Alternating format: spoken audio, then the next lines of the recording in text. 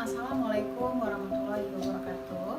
Selamat datang Ibu ucapkan bagi siswa-siswi baru di SMA Pembangunan Laboratorium UMP tahun ajaran 2021-2022. Baiklah, puji dan syukur marilah kita ucapkan kehadiran Allah Subhanahu wa Ta'ala, yang mana berkat limpahan rahmat dan karunia-Nya lah sehingga kita masih diberikan kesempatan untuk mengikuti kegiatan PMPLS kita pada hari ini. Dan tidak bosan-bosannya kita hadiahkan untuk junjungan umat, yakni Nabi besar Muhammad SAW. Baik Ananda, perkenalkan, saya Ibu Rini Kusnawati, salah satu guru BK di SMA Pembangunan Laboratorium. Pada kali ini berkesempatan untuk memberikan materi MPLS kita tentang tata krama dan pendidikan karakter. Yang pertama akan Ibu jelaskan tentang tata krama terlebih dahulu. Yang pertama itu tentang pengertian tata krama.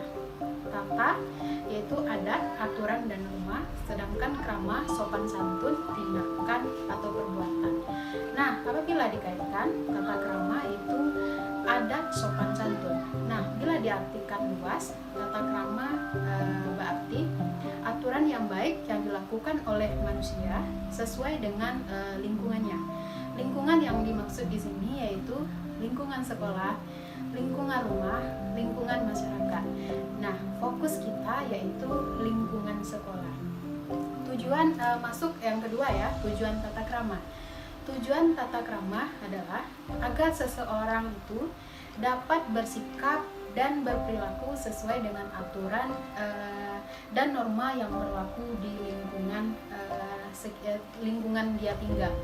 Nah, tata krama di sekolah bertujuan yaitu agar peserta didik dapat memiliki sikap dan perilaku yang menumbuhkan rasa disiplin. Yang kedua, tujuan tata krama di sekolah yaitu agar terciptanya kerukunan dan keharmonisan antar warga sekolah. Lanjut, yang ketiga, macam-macam tata krama di lingkungan sekolah. Yang pertama itu tata krama berbicara. Terus yang kedua, tata krama dalam bergaul. Yang ketiga, tata krama dalam berpakaian. Dan yang terakhir, tata krama dalam menggunakan fasilitas sekolah. Yang pertama terlebih dahulu yang kita bahas yaitu tentang tata krama berbicara. Tata krama berbicara maksudnya sini yaitu berbicara sopan santun, terus tidak menyela pembicaraan lawan bicara, jaga perkataan, menggunakan bahasa yang baik dan benar. Selanjutnya, perhatikan lawan bicara. Nah, tata krama berbicara ini untuk di sekolah di saat sekarang ini itu dibagi dua. Yang pertama, apabila tatap muka di sekolah, tata kramanya itu yang pertama ucapkan salam terlebih dahulu, berbicara sopan santun, lalu sampaikan maksud dan tujuan Ananda. Nah, sedangkan untuk tata krama daring atau pembelajaran online, yang pertama itu perhatikan waktu. Nah, perhatikan waktu di sini misalkan kita ingin mengumpulkan tugas kepada gurunya, harap dilihat dulu jadwal mengumpulkan tugasnya. Jangan nanti tengah malam gurunya di WA, itu kan tidak mungkin. Nah, selanjutnya ucapkan salam. Ucapkan salam ini misalnya assalamualaikum atau selamat siang ibu, selamat pagi ibu. Pokoknya dengan menggunakan kata-kata yang diawali dengan salam. Selanjutnya ucapkan kata maaf. Ucapkan kata maaf di sini siapa tahu guru yang bersangkutan sedang ada kesibukan, jadi ucapkan kata maaf terlebih dahulu untuk pembelajaran hari ini, itu sangat penting ya. Dan selanjutnya sampaikan identitas diri Ananda ketika me-WA guru, menghubungi guru. Harap Ananda sebutkan dulu, misalnya saya Rini Bu dari kelas 11 IBB, atau saya Rara Bu dari kelas 10 ISK 1, nah, seperti itu. Nah, selanjutnya tetap di akhir ucapkan salam dan terima kasih kepada guru yang bersangkutan. Selanjutnya tata krama berbicara kepada teman.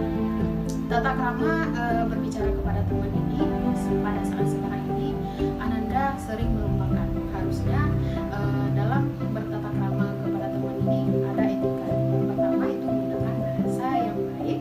Yang kedua, tidak memanggil nama panggilan dia, nama teman itu selain namanya. Kadang Ananda memanggil temannya, misalnya temannya berbadan gemuk, nanti dipanggil gapuk. Nah, itu tidak boleh ya. Harap memanggil namanya dengan panggilan asli yang memang diberikan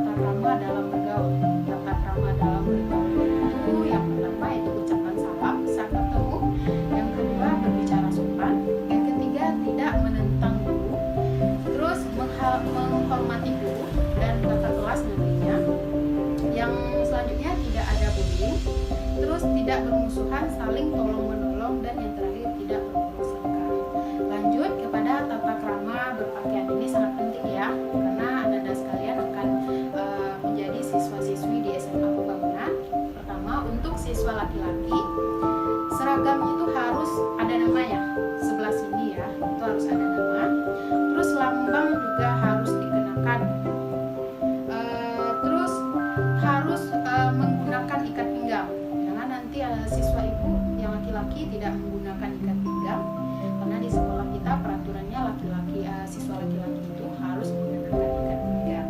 Terus tidak boleh berambut panjang, juga harus dipotong ya. Nah, untuk sepatu itu sepatu berwarna hitam, kaos kaki berwarna putih. Itu untuk siswa laki-laki dan perempuan itu sama.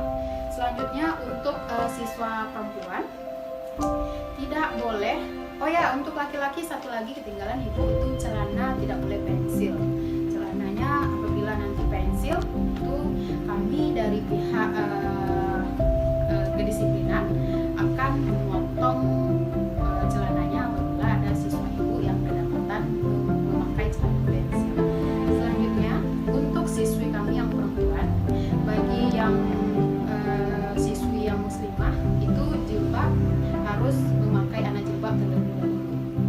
Itu kegunaannya agar rambut Ananda nanti tidak keluar saat mengenakan jilbab, dan tidak boleh memakai aksesoris berlebihan, memakai lipstik dan mengenakan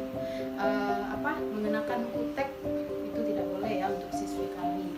Terus pakaiannya tidak boleh ketat juga. Nanti apabila ada yang kedapatan berpakaian ketat, mohon maaf itu nanti bisa dicoret atau digunting. Nah, seperti itu. Terus roknya panjang sampai mata kaki. Nah, selanjutnya tata krama menggunakan fasilitas sekolah, yaitu membuang sampah pada tempatnya. Terus yang kedua, menjaga kebersihan sekolah, ditambah sekolah kita juga termasuk adiwiyata nasional, jadi kebersihan sekolah itu sangat penting untuk dijaga. Selanjutnya yang terakhir, mengembalikan barang yang dipinjam pada tempatnya. Nah, ini contohnya gayung.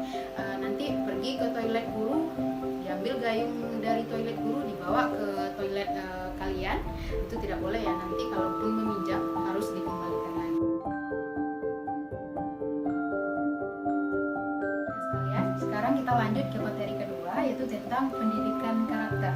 Nah, apakah itu pendidikan karakter? Pendidikan karakter merupakan suatu sistem penanaman nilai-nilai karakter kepada warga sekolah yang meliputi komponen pengetahuan, kesadaran, dan tindakan untuk melaksanakan nilai-nilai tersebut.